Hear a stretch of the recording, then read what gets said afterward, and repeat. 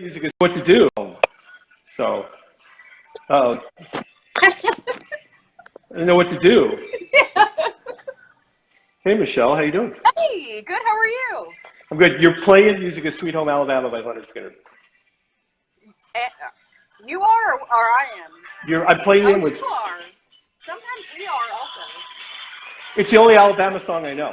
But yeah, well, that's the Well, only one that matters.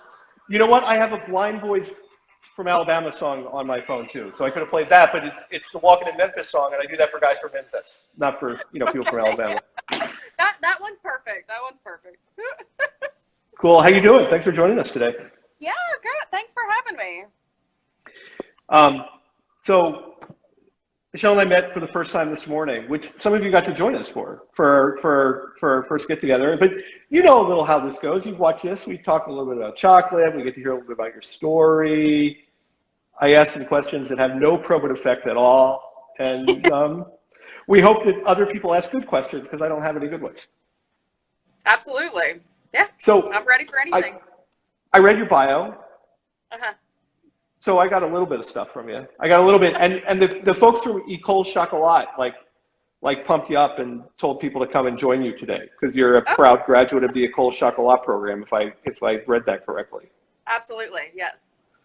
Cool. We have myself and 3 others here that have graduated from them. So they've been cool. Great support. They are. I've heard that from a lot of people. It's funny because like in my head, it's like, how do you teach culinary online? Right. And now all I do is teach culinary online. Like that's the only thing I do. So I'm like, oh, okay, it makes perfect sense. I don't know why I didn't think I could do it before. Exactly. So, yeah. But before you did Ecole, you did food, right? I did. I mean, you were a food person. I have been a food person since I was in high school. I worked in restaurants. I managed restaurants or, cafes, bakeries. It's been, back and forth, between trying to do other things, but just kept falling back into culinary. But then kind of really decided to get serious about it later on, because I never thought that was, growing up, I never thought that was something that you could make a living doing. Hey, I'm going to interrupt for 1 second. I try not to do this, but Ecole Chocolat just tuned in and they missed the plug. Oh. So Michelle just extolled the virtues of Ecole Chocolat and what a great program it is. So they just gave us the heart. So we're good. Yes, okay. Y'all have been great, Ecole Chocolat. We have 4 graduates here. So yeah, thank y'all. Anyway, so you were talking about that you were in and out of culinary, and it wasn't quite how you envisioned your life to go. Maybe is what you were headed. Well, I didn't. It wasn't until probably 5 years before we actually opened our shop is when, we kind of figured it kind of clicked into my head what kind of culinary I wanted to do. And it was my sister and I owned the shop together. So, and it been a long road of her and I just talking, wouldn't this be fun? And, just like a hobby type business. But then we walked into a little chocolate shop in DC in the Adams Morgan neighborhood in DC. And that's when we were like, okay. I got to ask, what chocolate shop? I cannot remember. I mean, this was a long time ago. But they actually didn't make their own stuff there. It was just like a gallery, Right. But that was the first time that I really, I've been basically loved chocolate and really thought that this is what I wanted to do. When I was little, I really, was obsessed with candy making and chocolate. But of course, again, you don't think that that's a real, a real career. But then that's the first time that I had Christopher Elbow. And that really, his, chocolate really kind of transformed me and changed, what I thought, I wanted to do, I don't know. It just, it was really transformative, having his chocolate. So props to you, Christopher Elbow.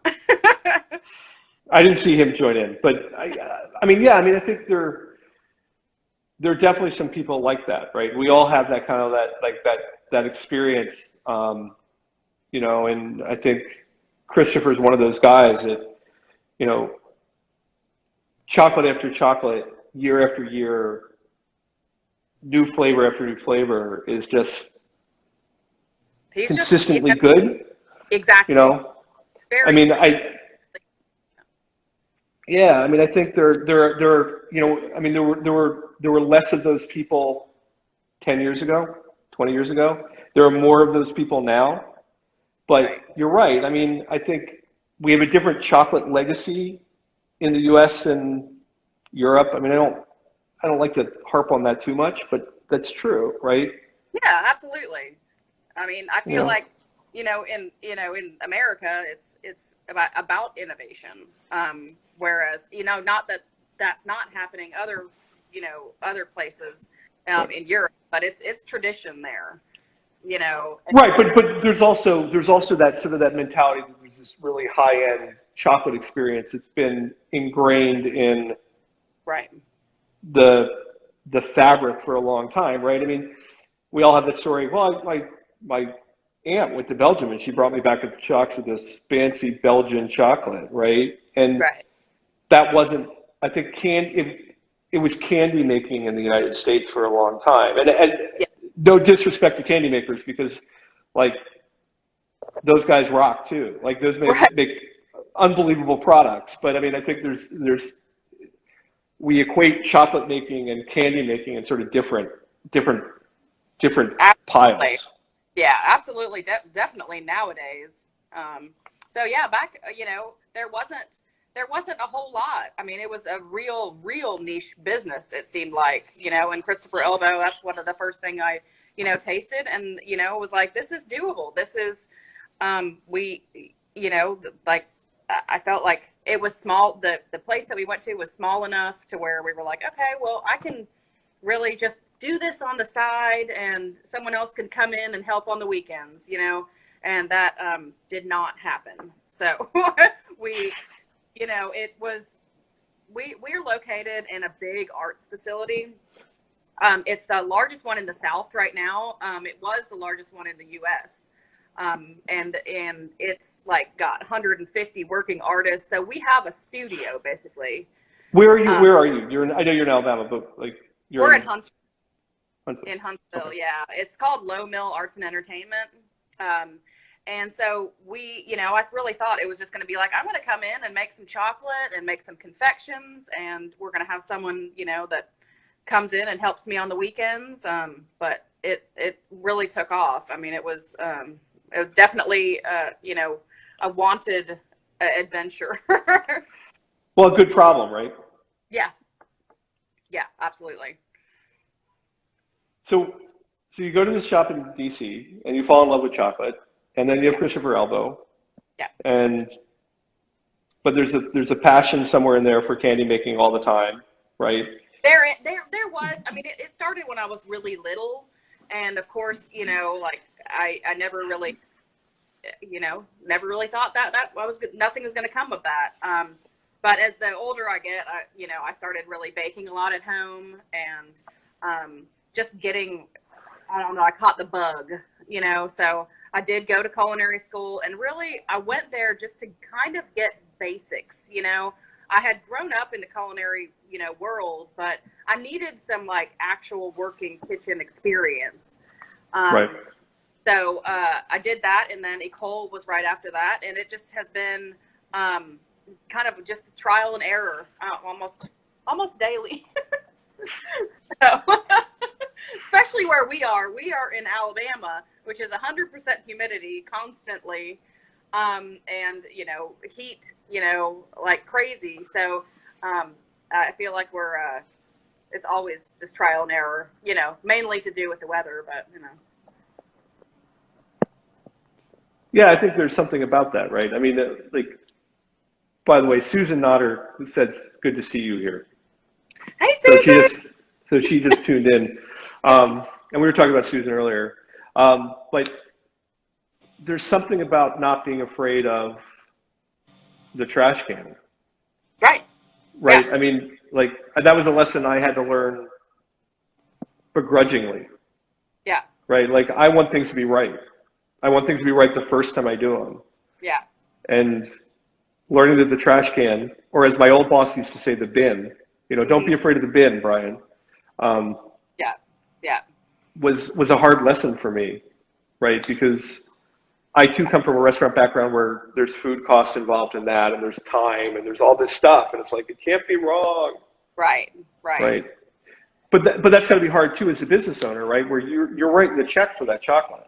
Oh, absolutely. And thankfully, I mean, what we've kind of like realized is it doesn't happen that often where we actually lose product. So, when we do, it's almost like, okay, this is like advertising, or it's a marketing tool to give out our chocolates. But thankfully we've kind of dialed it in to where we know when to work and how to work. There are days that we just cannot work. Like we just cannot make chocolate. We cannot make anything. It's raining or it's too hot, and we just call it quits. So we've gotten pretty good at it. We've been here for 8 years, so I feel like every year gets better. How was your last year? It's been a challenging year for everybody, right? How was? Well, so we shut down for 8 weeks, and honestly didn't know how we were going to open back up. Again, we're in this big facility, so it's or if they're open, then we're open. If they're closed, then no one's going to come here. So it was. I mean, we sold a little bit, like out of the guard shack at our at the front of our of the facility for Easter, but really it was. I mean, we had no idea what was going to happen, but I really do think some good things came of it. We were able to finally sit down and realize and figure out what was working, what was not working, what we wanted to change. So there were a lot of things that good that came out of it. I feel like we're much more focused. We're all, recommitted in a way to what we were doing. So we're back at a very small staff, but stronger than ever. So, I mean, take us through. I mean, I perused the website a little bit, right? Yeah. I mean, somebody from our marketing team reached out to you about the interview, right? Because I mean, Yeah. you're a big Instagram poster, right? Like Well, you have a lot of. I guess so.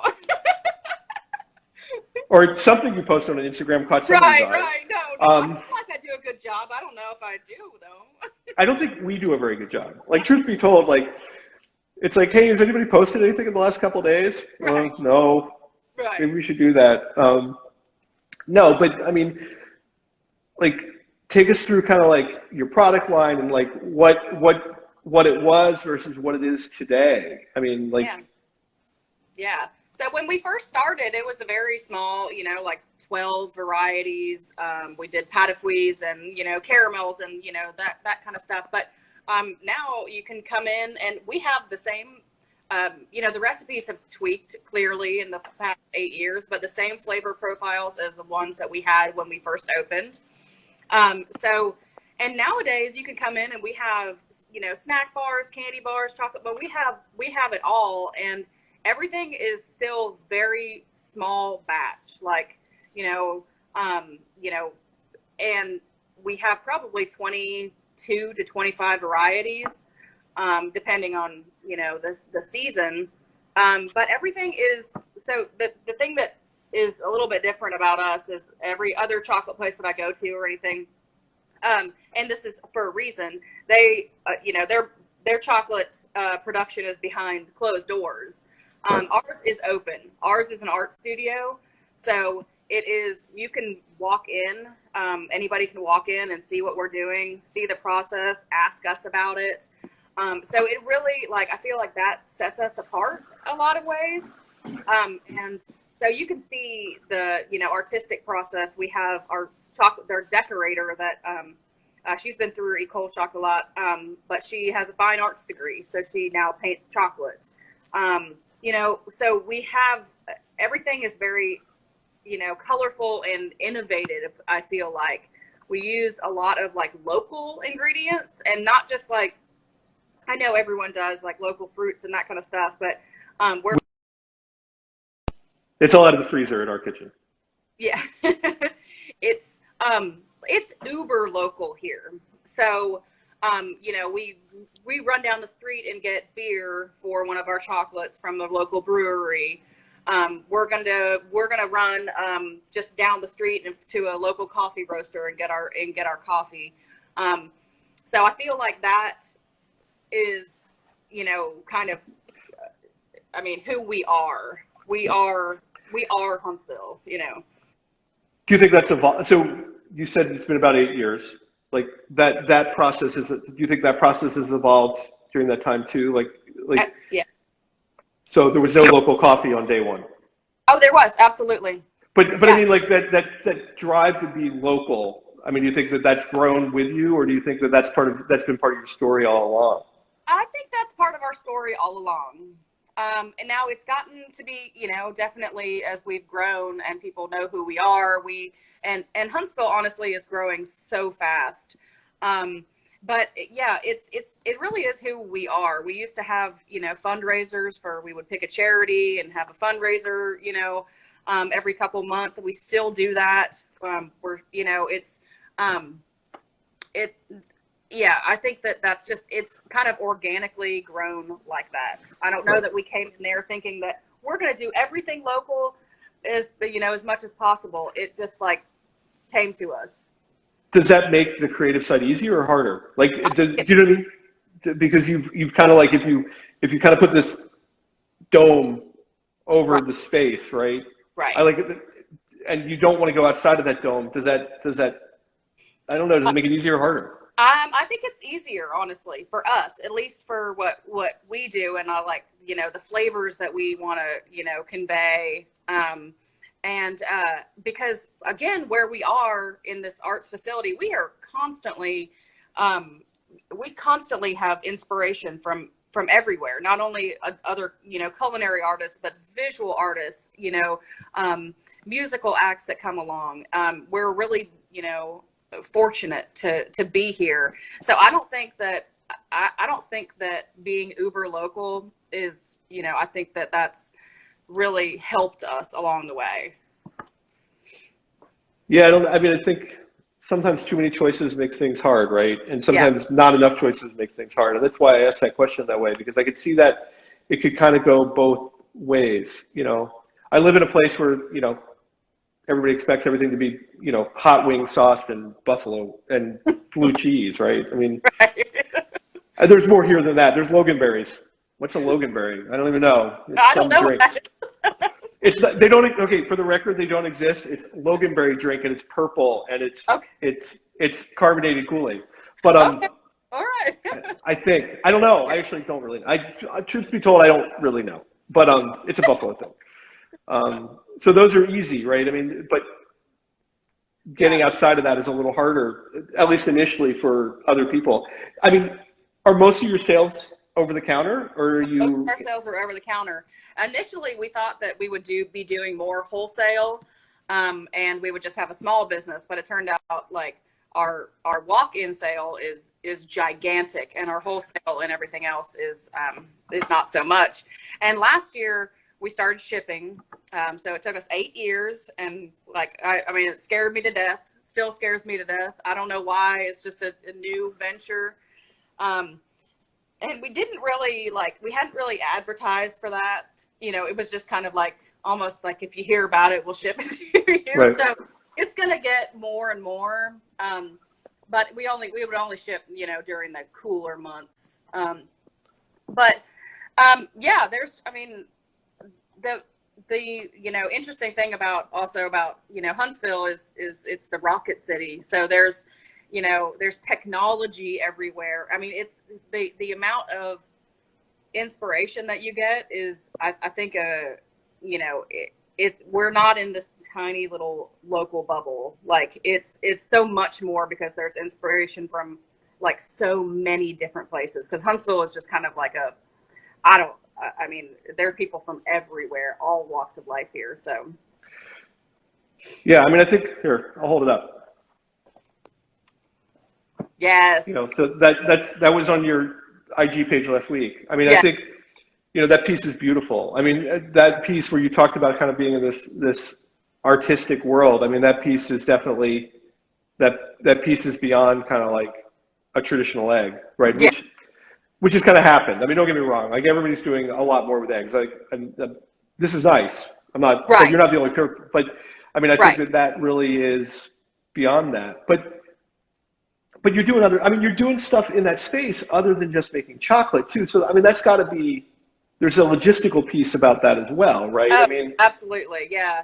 So we have one side that's chocolate, and then we have another kitchen, basically that's in the same area.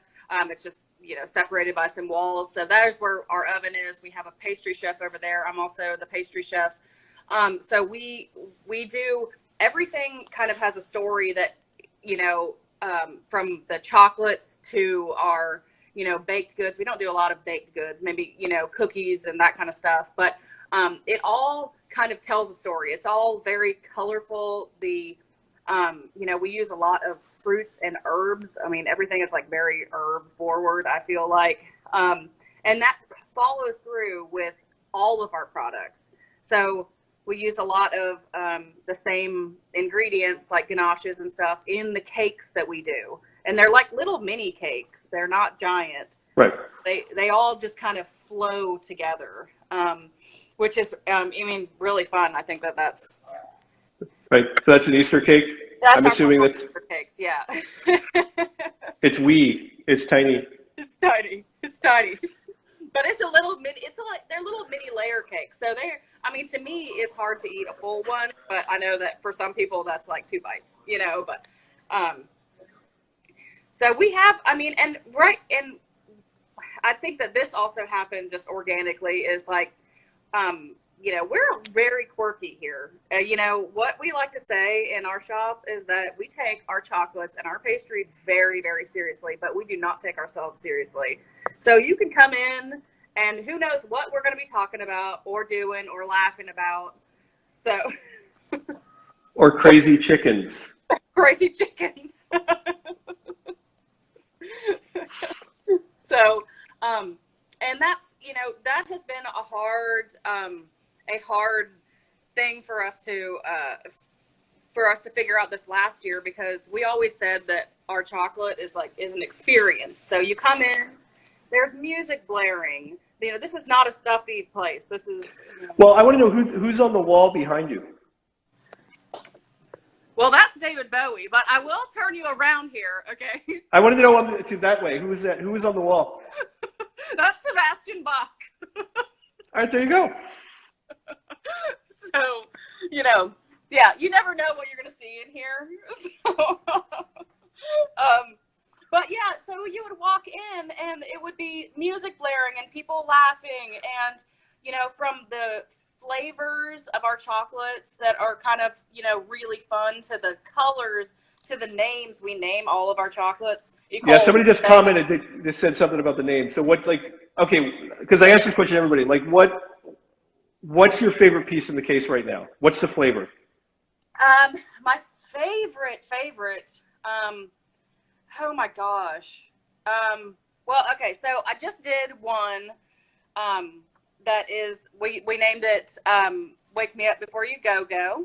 It's our breakfast chocolate. So we haven't done it in a while, but I used to go out to schools and teach kids about chocolate, which is my favorite thing to do. Right. Is to teach chocolate or teach, candy or anything like that. So the kids in one of the schools that I went to had this idea for this breakfast chocolate. They wanted granola and yogurt and all of this stuff. And so I finally made it.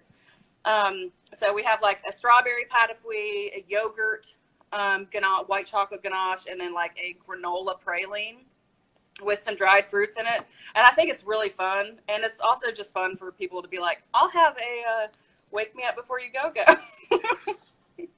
So we want you've reinstilled my secret love of Belinda Carlisle. That was my first record. We've now both dated ourselves. We've just told everybody how old we are without, Right. How do you tell somebody how old you are without telling you? I love the Go-Go's. Yes. We don't have one that's named after Go-Go's, but we, it's so that's a really fun thing. People will come in, especially kids, and we have one of our most popular chocolates, which is like, it's just a more simple chocolate. It's a salted caramel, but it's called the Sexy Back. And hey, hold on a second. I know it was George Michael. I'm just saying the Go-Go thing made me think. Somebody said that was George Michael. Like I know my Wham. Like I'm down with. Wasn't it Wham? Hey, and for the record, wasn't it Wham?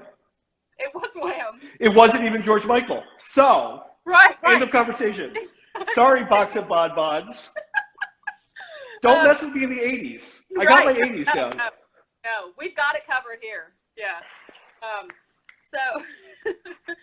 But we'll the kids will be like, I'll have that heart one. And I'm like, which one?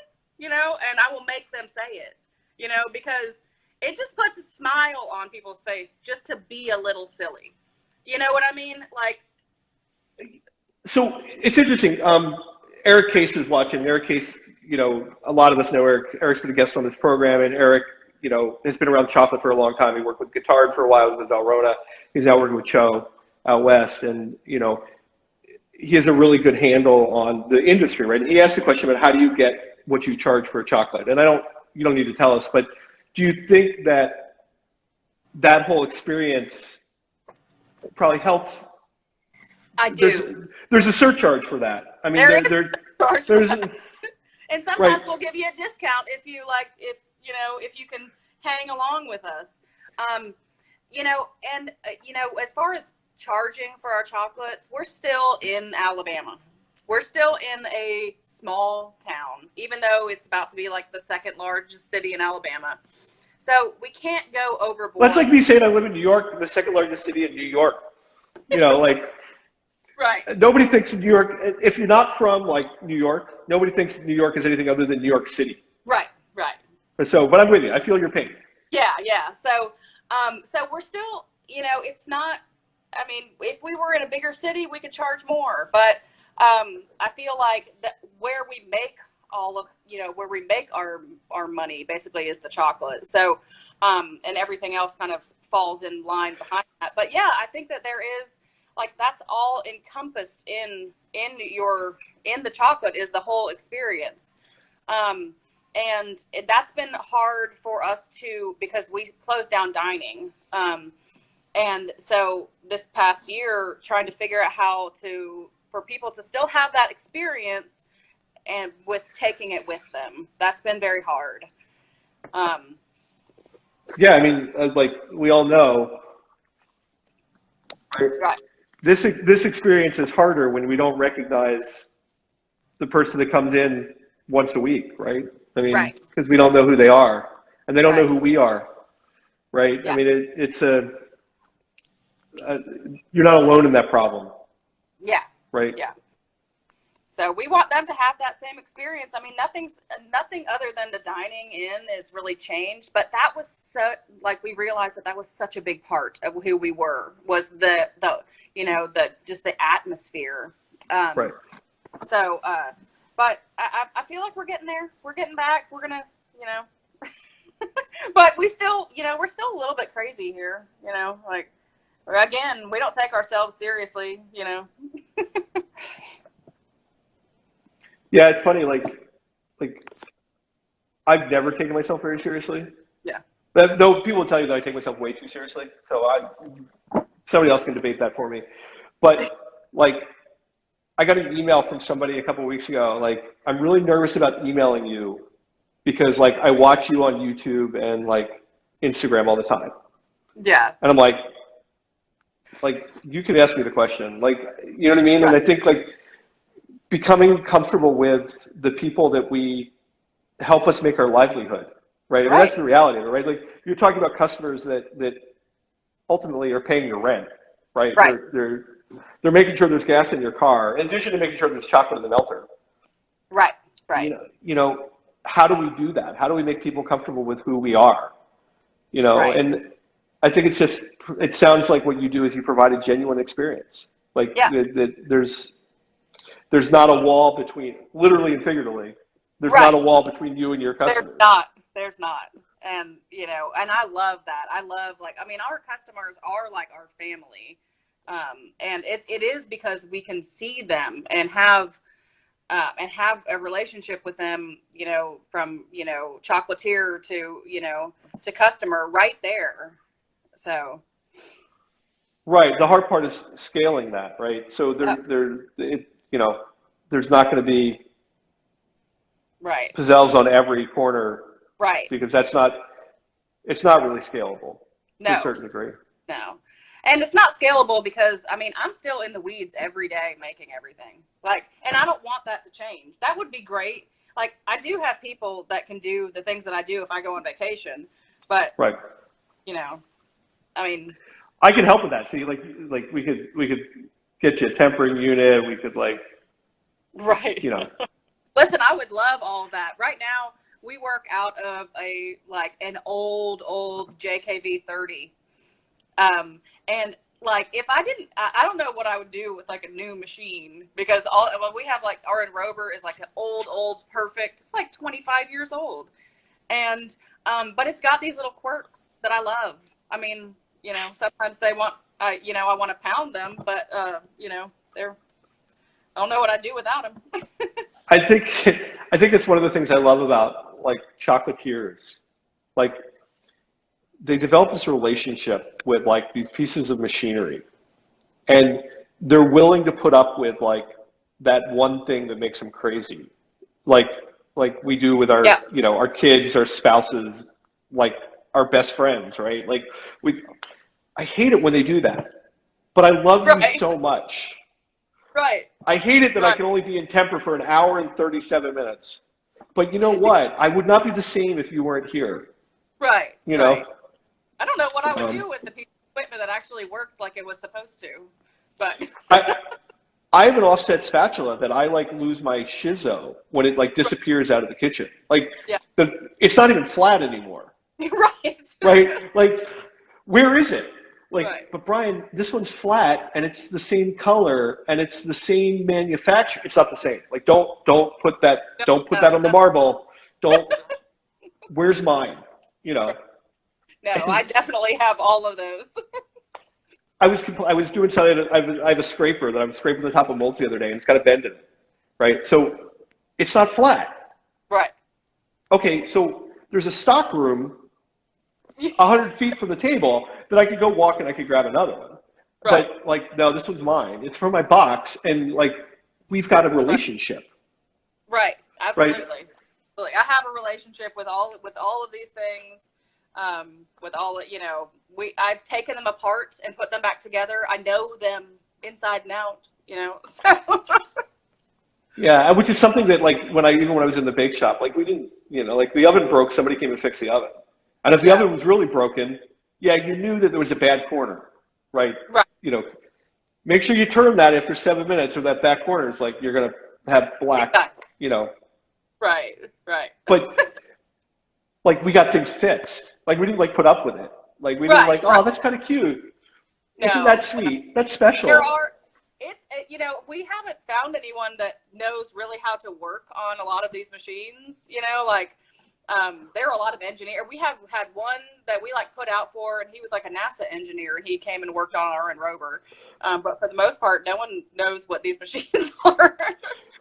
No, like, we have a full technical team. Like, we're about to add a third technician, right, to help sell the equipment that we sell, you know, who go back to Italy once a year normally, you know, and refresh their training. But yeah, you're right. Like, most people are flying blind on how to fix, you know, their tempering unit or whatever it is. There's a call to Europe at like 4:00 in the morning, and then a box of parts show up that aren't necessarily right. Right. We think this might be what it is. Yeah. Well, from the picture you sent, that's kind of what it looks like it should be. You know, oh no, that was the newer model. Sorry, you know, and then you're hammering a piece of whatever. So, what is the most popular chocolate in your case right now? So your favorite is the Wake Me Up Before You Go by Wham. Yep. And that's my favorite one right now because we just put it out. But I think my favorite one, I think I love the ones that we've had since the beginning. So we have one that is, it's our namesake. It's called the Pizzelle, and it's Sambuca, espresso, and something. What on earth? And star anise. I'm sorry, star anise. And I absolutely love that one, and it never gets old. But in the case, we have from where it's a little more adventurous to maybe a little bit more simple. So we have a bar that's actually named after our mom. It's called the Mommy Dearest. And well, actually, I don't know. No more wire hangers. She's in on it too, so but that one's super popular, and that is caramel and almonds and coconut. It's a more, it's just like a real classic flavor, super popular. But everything is named after something. Sometimes we start off with the name, and we're like, okay, well, we have this name. What's the flavor? Well, I'm trying to come up with. So now I want you to come up with one for the Go-Go's for me. Yeah. And so I'm trying to think of something, and vacation came to mind first before I came up with flavor, and it's Mai Tai. Got it. Love it. So it's like it's fruit punch flavored and rum. Okay, I'll work on that. But yeah. In all your free time. In all your free time when you're only working 60 hours a week. If you can come up with a Go-Go said, we'll order a box and we'll ship it up here, which will cause you more stress. So you got to get that done soon because it's going to be hot in Alabama in a week. I know. Even if I'll make it. If I make it, I'll get it to you. Ooh, Michael's Chocolate says our lips are sealed. Oh, I love that. So you could use the lip mold from Chocolate World. Yes, I love. I don't know what the flavor is. I don't know either. That could go either. That might be a tough one. I have to listen to more of the lyrics, I feel like. I'll get back to you. We'll schedule for the end of summer, and we'll come up with a whole line of Go-Go's. Okay, I love it. It could be the Go-Go's collection. That's what we do here. We're recently we're all pretty well obsessed with Schitt's Creek, so we decided that we were going to do a Schitt's Creek chocolate. And I don't know, it just goes from there. We have, and they're a lot of 80s themed things, I will say. All right, I'm looking at the lyrics of Our Lips Are Sealed, looking for something that jumps out flavor wise. No. Yeah, that's gonna be a hard one. I like vacation, I think, a little bit better because therefore we can, work with any tropical. I mean, you could go no-brainer and just go pina colada flavored, but margarita. But love it. Yeah. There's some Jimmy Buffett name there if you're gonna go margarita flavored. I don't think we're gonna do Jimmy Buffett. No, not a Buffett fan. Not a Buffett fan. But it's Alabama. Isn't that part of the rules? So we're not. No, I've been here for 25 years, but we're originally from Pittsburgh, so we're okay. Yeah. So there's a little bit of Alabama that we're just never gonna absorb,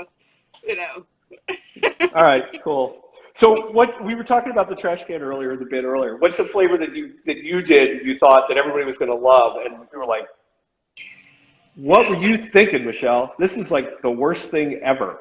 I know. Oh my God. Other than Mai Tai. Oh, I'm trying to think of something that was really, really bad. Man, I cannot think of anything. But I will tell you, there was one that ended up being really good that we didn't know, what was going to happen. So we have local goat cheese, balsamic, and local honey. And that was one of our, kind of crazier ones. And we were like, okay, I'm going to make a little bit of this and we'll see if it sells. And it's one of our most popular chocolates. So Philip Ashley Ricks up in Memphis does a blue cheese. Yes, I heard about this. That, I was joking earlier about being from Buffalo, the blue cheese is one of those things, right? And I was like, I don't know. I like my blue cheese. And was like, I'm not sure. It was really good. Really? Okay. I can't Yeah. picture, but I will try. I mean, any chocolate I'm good with. And So that's worth like, ordering a box. By the way, Philip Ashley, like Google it when you're done, yeah. because like that's a box worth ordering. Yeah, yeah, absolutely. I've heard of him. I actually haven't been to Memphis in so long. So, but we also have one that someone just posted. Like it's called. There's some names that are just hard to say. Also, we have one that's called Miso Corny. It is. Yeah, so it is a sweet corn, and that's a local sweet corn that we get. Again, very local. And that one's only around for a very short amount of time. Got it. And Bob is telling you that you need a black and gold. Yins need a black and gold theme. Okay. Love it. I'm from the other side of the state, so I'm going to disagree with that mentality. But you got to do what you got to do. Yeah. You could like send that beer down the Iron City. Then you could like do the whole thing. Absolutely. Yeah. So many ideas. I mean, this is what I know. This has been like an innovation session for you. Right. This is what we do all day long here. Like, what would this be like? And I mean, that's what I don't know. And occasionally, not occasionally, pretty often we'll do them. So, what's your favorite PDF? Let's see. Well, we always have like the mango is mostly popular, but I love coconut so much that I think like we do like a kind of a pina colada. Got it. Yeah. So I'll get inside. I'll get behind the wheel a little. Like, what's your puree? What do you use? Well, we use Ponthier, just from AUI. Right. We use that, but that is kind of a newer thing. But we mostly up until this year were making all of our own purees. So it was anything that was in season we would stock up on, but now we're kind of like realizing that we need, a little bit help during those, those drier months of fruit. So, well, it's harder too. I mean, there's a lot more math, right? Yeah. I mean, there's a lot more to do on right. Pas de Fouille if you're not calibrating to a formula. Exactly. Right? Exactly. We have our issues with that, depending on, I mean, the local fruit, changes so often, the sugar contents. So that's been easier. And we also I mostly, again, use the same thing when I made a sorbet was, local fruit. Again, right. That would change pretty often too with the sugar content. So this has been a lot easier to use some of the purees. Hey, by the way, Eric, for the win, we got the beet with sugar beets. I love it. And this beautiful purple color, yes. Like beet flavor, like you cook the beets with like a simple syrup. I love that. And I've had beet chocolate before from French Broad. It was really good. Mm-hmm. So Eric for the win. Of course, Eric got the win. That's how he rolls. And this is what we love too. Sometimes we'll do something and we're like, well, we cannot figure out a name for this. So we'll like have a contest, and one of our, customers will name it. They'll come in and get a free box. So. Right. All right. So I asked this question to everybody and it's coming. Mm-hmm. It's a late night. You got to fill up the tank of gas. You like roll in to get you need a bottle of water. So you walk into the gas station, you get the bottle of water and you're walking through the mass market candy aisle. Yeah. And you decide you want to get a snack. Yeah. So you only get one. You can't pick two. One. What do you buy? I would say, okay. It would depend on two things. Okay. Sour Patch Kids. Okay. Or Junior Mints. All right. Why? I'm cool with either of them. They're both good answers. But like, what would be the differentiation point? Is it like, are you on your way home from a night of drinking? Yeah. Or is it like you're like on your way home from work? Right. On the way home from work, I would say Sour Patch Kids. On a night of drinking, I would say like a Sprite and like Junior Mints. Do the Junior Mints go in the Sprite? No, I mean, is it quite that like? No. But that's what I would say. Those Got two. it. I mean, that's very rare. And I also have a 9-year-old, so I get my fair share of Sour Patch Kids at home. So.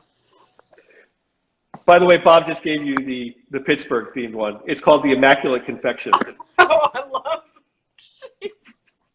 Are you writing this stuff down? Like, are you like scribbling Yeah. it? My sister will absolutely love that one. She was a little bit older than me in Pittsburgh, so she has all these like references that I, like that I get, but they really mean something to her. And you do it with like Coke syrup. So it's like the Mean Joe Green, like here you go. It's like the whole Pittsburgh 70s thing. Right. I love it. Is Alabama a Coke or a Pepsi place? I mean, that's the rub. I mean, I don't know. I mean, I just don't drink a lot of that, so I'm not exactly sure. Yeah. I mean, all right. I don't know. Let's just check it. All right. Yeah. So I was asking about your puree, but you did tell me before that you guys are Swiss chocolate people, and you use almost all Falkland for what you do. Yes. So that has to work a little into that. We were talking a little bit about dollars earlier. I mean, you've chosen an expensive chocolate. Like it is, and some of it, with all the chocolate, we have, some of it. Our like workhorse is a Salpame. Which is not, as expensive, but we do have, a lot of Grand Crus that we use through them. So, and we really feel like it kind of evens out, as far as pricing goes. Some of them don't cost that much to make and some of them do. So, but yeah, we love it. The hard part is that, like, having been on both sides of this conversation, right? Like the sales guy tells you it's only an extra penny a piece. Right. Oh. The difference is that you don't buy it a penny at a time. You buy 500 pounds at a time, and then it's like a $5,000 difference, right? I mean, and that doesn't mean that there's not value. Sorry, Susan, I wasn't like trying to say Falcon's too expensive, but like, yeah, you've got to find the sweet spot between the value that you get for a more expensive chocolate, because there are definitely some advantages to working with a more expensive chocolate, and the value that you can give to your customer. Right. Yeah. Because it's harder, right? It's harder to explain that to your customer. Oh yeah, because we'll put down on there like, okay, this is a Grand Cru from so and so, and they're like, what on earth are you saying? And I'm like, so it has been harder to sell that, but I think that's, I mean, again, we wanted to like, educate people about why you want to pay this much money and what goes into it. So, we don't have people gawk at our prices too much or anything like that. But yeah, we love working with Falkland, the company, Susan, and Abby Ryland. They're all amazing products. And I love the Java is like my favorite ever that they make. And that's one of their Grand Crus. Right. So I'm going to give that a big shout out. Yeah. My story is I worked for AUI in the Wayback Machine. And, Anil Rohira, who's one of their global pastry chefs, and I are still really close. And so, we'll always give, a shout to our friends at Falkland. Yeah. So anyway, all right, so here's that opportunity you have to like pitch, promote, whatever you want to do for like the next, whatever you want to try to like convince people. It looks like there were a lot of your customers actually tuning into this. Right. There were more of your peeps than my peeps this week, so that's cool. But so you can tell what they should come in for. Like you tell them when you're open tomorrow. Whatever you want to tell them. That's cool. I'm down with that. Well, I mean, I think what, the main thing is we stopped shipping this year because it's already too hot right here, but we're starting to get some chairs back outside and, just really come in we've got a lot of amazing things happening here at Low Mill and the chocolate shop. We're always doing really fun things. Right now it's, right now you're working on a Go-Go's line. That's right. And, it's springtime, so there's lots of great fruit, herbs, all that kind of stuff, which you'll find in our chocolates. So Cool. yeah. And your website? PizzellesConfections.com. Instagram? Pizzelles Confections. Facebook? Pizzelles Confections. So I do the Instagram, so that's where you'll get all the nice, pretty pictures and that kind of stuff. Our Facebook is more just like informative. So, yeah, follow us on Instagram. Come into the shop and treat yourselves to some craziness. That seems like the right message for a Friday afternoon in the springtime. Yeah. All right. So you don't stay until midnight tonight and have to buy Sour Patch Kids on the way home. I will not do that. I will not do that. But on Friday nights, we always have what we call our staff meeting, which is a shot at the end of the day. So I'll be looking forward to that at the end of the day. Sambuca? I usually do Sambuca and coffee liqueur. Delicious. How many coffee beans? It's got to be like an odd number. Well, it's 3, so like traditionally, but I just put the liqueur in there. All right, cool. Yeah, that works. All right, Michelle, this has been great. This has been a lot of fun. Thank you for joining us. And, Thank you so much. It was so much fun. And I'm looking forward to. Now I have to follow everything because I want to see what happens with both the Pittsburgh line and the GoGo's line. And the GoGo's line, exactly. Right. So. Cool. Yep. Hey, do me a favor. I'm going to plug, but you don't have to stick around for the plug. You've got a little, in the corner of your screen, you've got like a little X. And you can hit that and say goodbye. Okay. And then I'll do my thing for a couple minutes. Okay. Cool. I'll just hang out with you for just a couple minutes. Okay, cool. I'm just going to plug the feel free to check out like TomRickSystems.com. Yeah. Our new and improved website, which is way better. Has lots of videos and lots of cool stuff. Our Instagram is Tom Rick Systems. It's the same. Our Facebook, I think, is Tom Rick Systems, so it's kind of the same thing. But our YouTube channel, we were plugging to get 1,000 followers, and it was at 999 this morning. Because if we get to 1,000, we can do cool stuff on like virtual. So. Okay, I'm gonna go. And then next week, Albert from Albert's Petite Sweets is joining us from out west, from out California way. Who has a kind of interesting story, does a lot of work for like Disney and Netflix and cool stuff like that, and has kind of a rags to riches kind of story. I don't know if he tell you it's still riches, but But anyway, and I think that's what's up with us. That sounds great. So, Gonzalo Jimenez, our Chris Harvey class is full. Sorry, everybody, that is a week after next.